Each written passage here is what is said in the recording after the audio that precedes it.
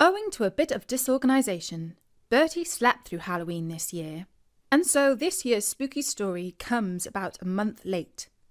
I told him not to worry because people always appreciate a chilly scare, whatever the time of year.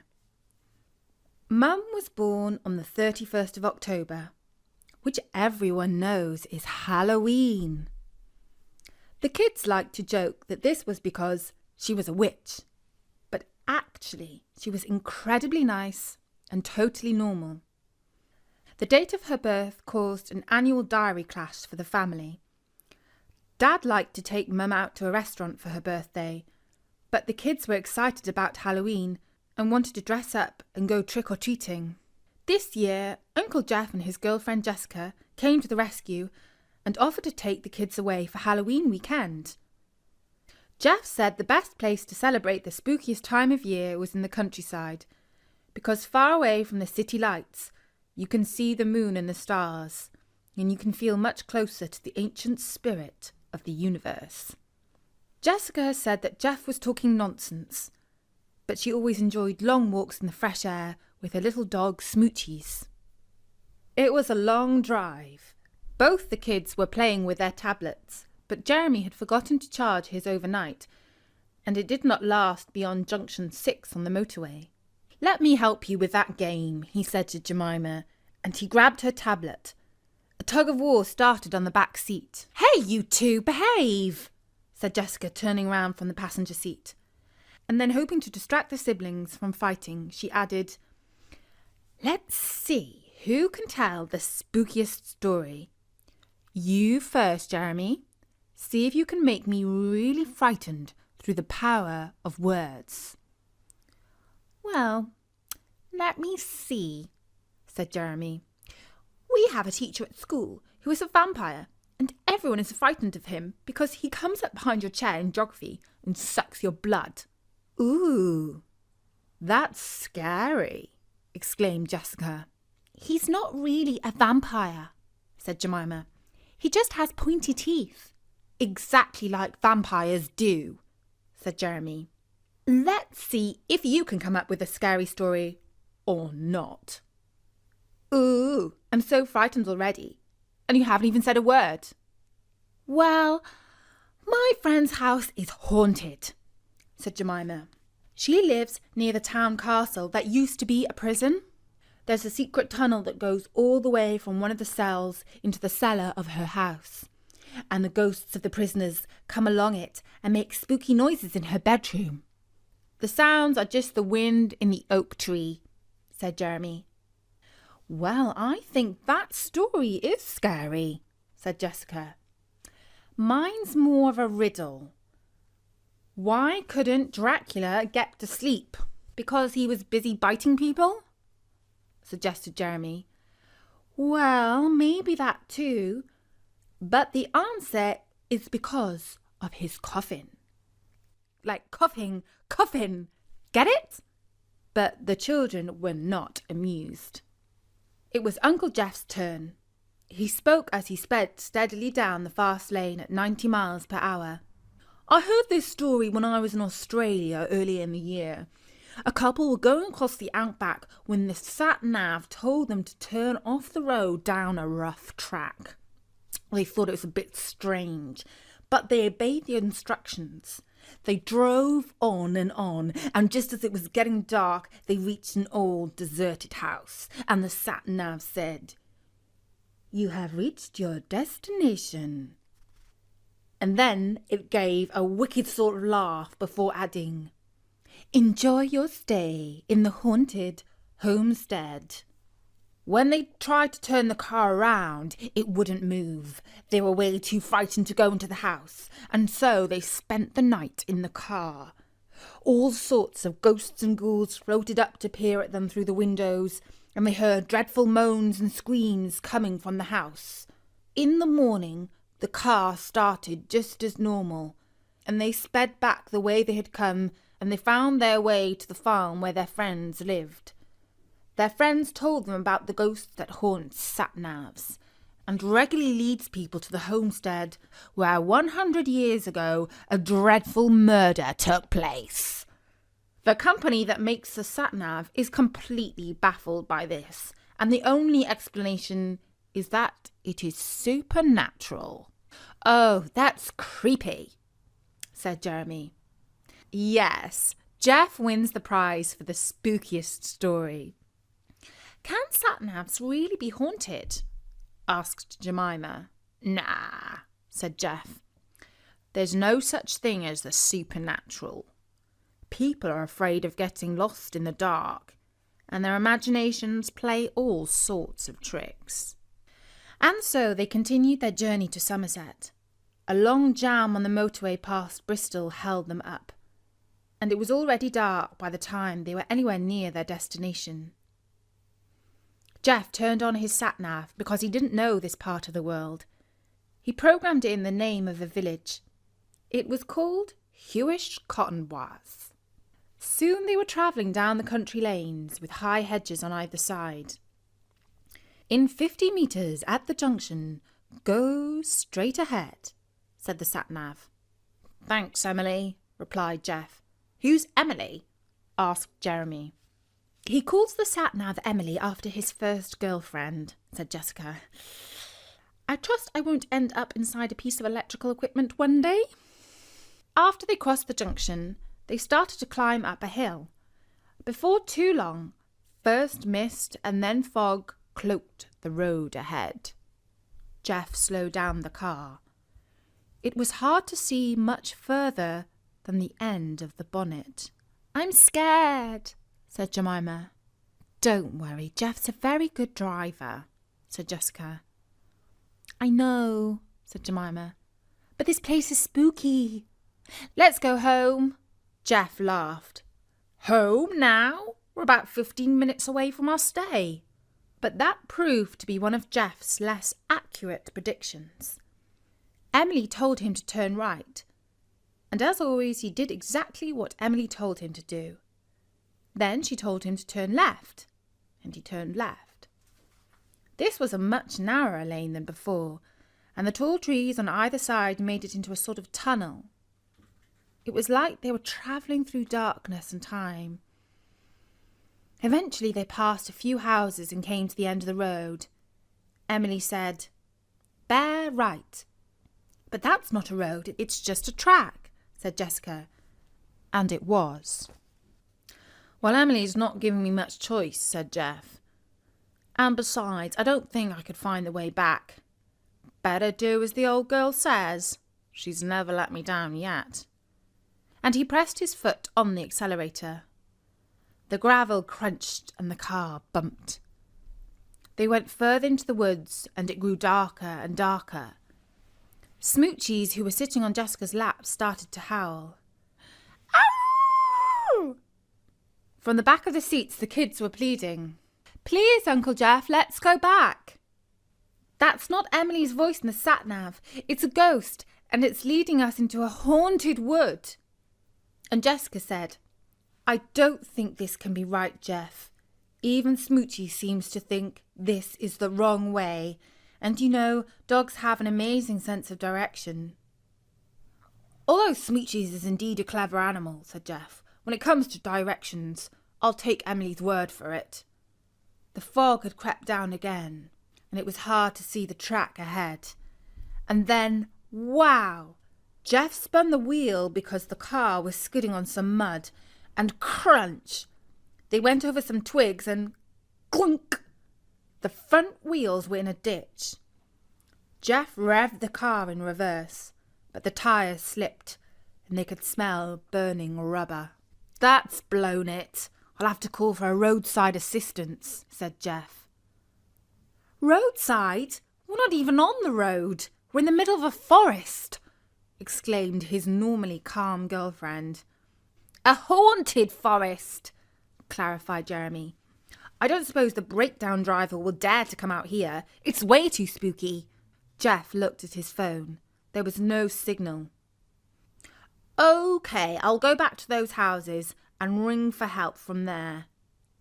You're not leaving us, are you? Asked Jemima. Well, you can come with me if you prefer, said Jeff. But only Smoochies was keen to go with him. Jessica tried to keep up the kids' spirits with terrible jokes. She'd written several of them down in her notebook before they left because she wanted to be well prepared for a weekend with the children. Unfortunately, all the anecdotes were to do with Halloween and therefore inappropriately spooky. Question: what's a witch's favourite lesson at school? Answer: spelling. Ha ha, said Jeremy in a flat, deadpan sort of way. But Jemima's voice was far more animated. Oh, I heard a ghost, she exclaimed. It was just an owl, Jessica reassured her. It took Jeff and Smoochie's 20 minutes to trudge back to the house they had passed on the way. At the first gate, they were greeted by such ferocious growling and barking that they thought it wiser to back off. At the next house, the guard dog, though in full voice, was confined safely indoors. Eventually the door was opened just a crack by a farmer who looked suspiciously out through the chained gap. Sorry to bother you, said Jeff. Our car's stuck in a ditch down the track. I expect you were following the sat-nav, replied the farmer. He sends all sorts down there. Trucks and cars. Too often we have to tow them out. If I could use your phone, I could call for assistance, asked Jeff. They won't go down the track, said the farmer. We better get the tractor. Back in the car, the children were hugging each other. Not a common sight. It was partly to keep warm, but mostly because they were afraid. What's that sound? Asked Jemima with a shudder. It was a low rumble. I think, said Jeremy, that it's a beast of some sort. The beast crunched and growled over the gravel. Whatever it is, it's getting closer, said Jessica, who was ashamed to admit to herself that she was feeling scared. She was a doctor. Doctors are meant to be scientific and rational. They aren't supposed to believe in the supernatural. But this was the night before Halloween, and they were deep in a dark forest. All they could hear was the sound of a giant beast. How could even a doctor not feel afraid? At least Jessica managed to keep her eyes open. She stared into the darkness. Soon she saw that the beast had two shining eyes, just like, well, headlamps. Hey, kids! It's not a monster, it's another car. In fact, it was the tractor. Jeff jumped down and said, Ghostbusters, at your service. A good tug on the towing rope was all it took to extricate Jeff's expensive city car out of the Somerset ditch. The farmer advised Jeff not to trust sat-navs around these parts and drew a map in Jessica's notebook. Soon they were on their way to Hewish Cottonbois. Before they reached the village, they spotted a sign to a farm where the owner had converted two of his barns into holiday lets. Jeff had booked one of them over the internet. They turned down another gravel track, but this time they were a little more confident that they were heading the right way. It led them down a steep hill through pitch-black darkness. I wouldn't like to walk down there, said Jessica. Why ever not? Asked Jeff. You're in the countryside. It's 100 times safer than the city. But it's spooky, said the kids. Eventually they reached the lights of the farmhouse. Farm dogs barked and Smoochies replied with shrill woofs. Their host, Jilly, came out of the main building and showed the new arrivals into their barn. The photographs on the internet had shown a cosy place, but this was basic. The beds were bunks, the mattresses were lumpy and dippy, and whoever had plastered the walls had left big gaps. The temperature was on the cool side. There's not even a lock on the door, complained Jessica. That's because nothing ever happens around here. It never has, and it never will, Jeff reassured her. Besides, said Jeremy, ghosts can walk through walls, so there's no point in locking the door. They slept well after their long journey, and the following day, on Halloween, They visited a lake, a castle, and the sea. The countryside was stunning, perhaps because it hadn't changed for hundreds, maybe thousands of years. And you could feel that Jeff was right. Here, nothing ever happens. Nothing ever changes. Life just follows its natural rhythm and the cycle of the seasons. In the evening, the kids carved pumpkins, exchanged trick-or-treats with a family in the next-door barn, and dressed up in masks and costumes. Jessica painted their faces ghostly white, with little dashes of rouge for blood. Smoochies wore bat wings and a hat with red pointy ears. Overall, they looked like a convincing family of ghouls. Their aim for the night was to visit the local bonfire and fireworks display on the village green.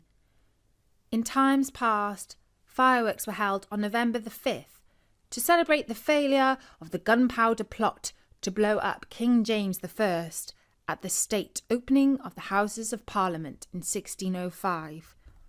For centuries, children made effigies of Guy Fawkes, wheeled him around houses asking, "A penny for the guy?" and then burnt the stuffed clothes on the bonfire.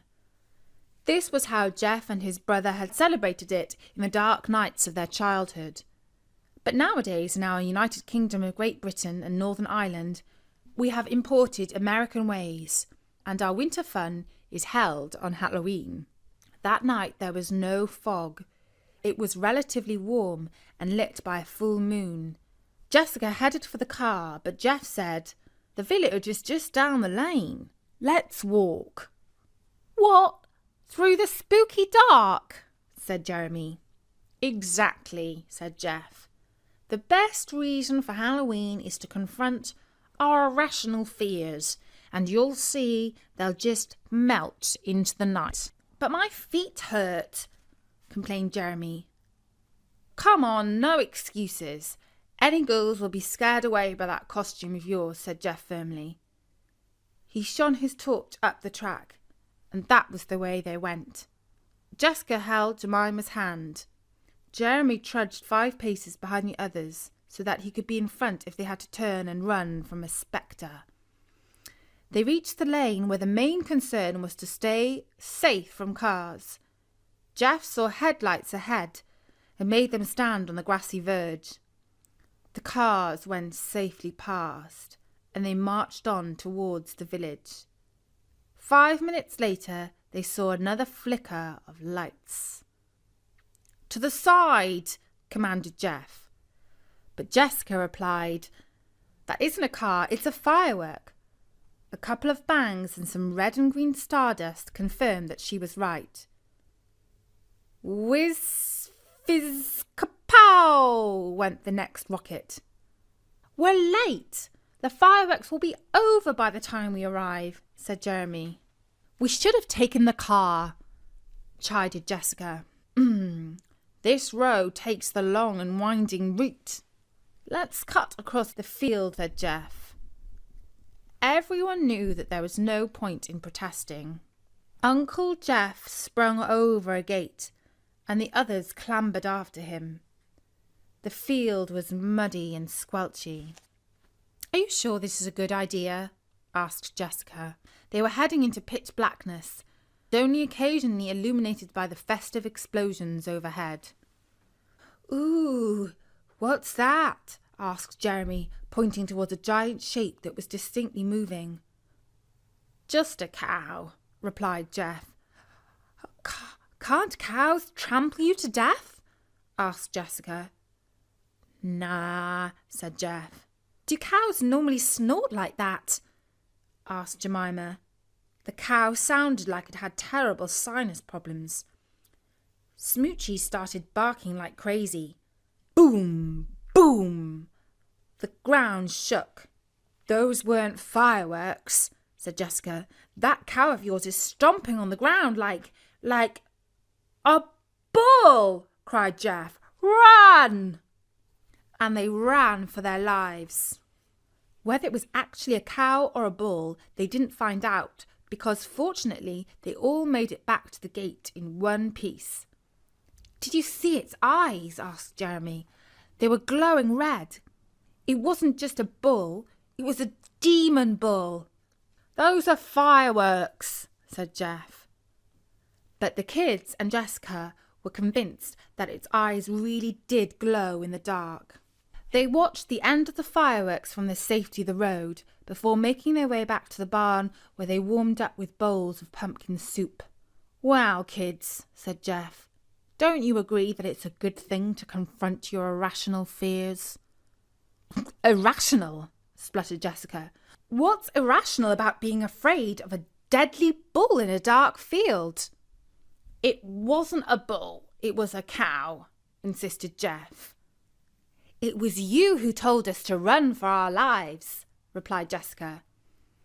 "When you've got kids, you have to err on the side of caution," Jeff explained. "Caution? You wouldn't know what caution was if it had butted you up a tree," replied his girlfriend. There was a minute or two of sullen silence before Jeff thought of a way to change the subject. "Well, who wants sparklers?" he asked. "Me!" cried both the kids, and they went outside to write their names in the night with sprinkling lights on sticks. The next day they went out to lunch at a crowded country pub, which offered a touch of metropolitan sophistication. They had asparagus smoothies, carrot and tangerine soup, organic lamb burgers, GM-free chips, creme brulee, and honey jalapeno pickle ice cream. After a long drive slowed by fog on the motorway, they arrived home late on a Sunday evening. "Did you have a super spooky Halloween in the countryside?" asked Mum. "It was spooky," replied Jemima. "A bit too spooky," added Jeremy. When Jessica and Jeff were alone in the car, Jessica said, "Next year, let's celebrate Halloween in the city and confront our fears with silly costumes, loads of chockies and sweets. No more lonely lanes, dark woods, haunted sat-navs, or demon bulls." "I suppose you're right," said Jeff. He started the car, resigned to the fact that his family and his girlfriend were city souls through and through. And that was the story from our Wicked Uncle series. I hope your Halloween was sufficiently spooky enough to be fun, but not too spooky. And by the way, Bertie's friend Mike runs an online toy shop called Wicked Uncle, which gave us the idea for this series. For now, from me, Natasha, bye-bye. Bye-bye.